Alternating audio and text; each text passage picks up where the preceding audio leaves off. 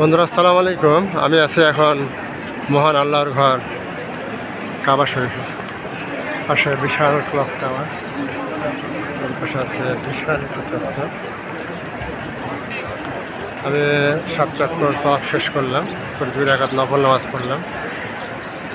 এক অন্যরকম অনুভূতি, এখানে না আসলে বোঝা যাবে না।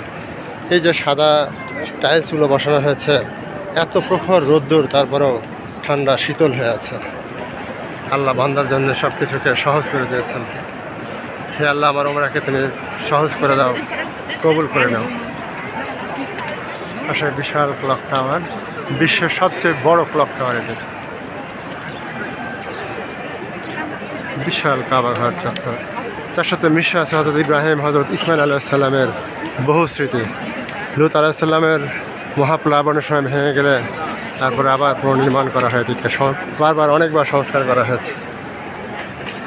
তার ফলে আজকে এই আপডেটেড রূপটি লাভ করেছে কাবাঘর।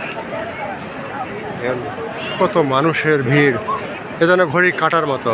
সব সময় মানুষ তোয়াব করেই চলেছে, তোয়াব করেই চলেছে।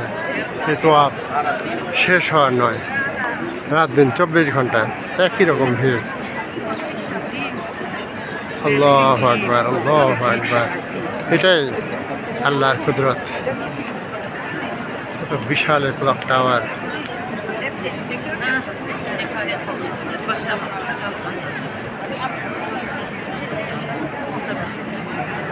দীর্ঘদিনের আকাঙ্ক্ষা ছিল, আল্লাহ আজকে আমার এই স্বপ্ন পূরণ করেছেন। আল্লাহর কাছে অশেষ শুকরিয়া জানাই, আলহামদুলিল্লাহ রাব্বিল আলামিন।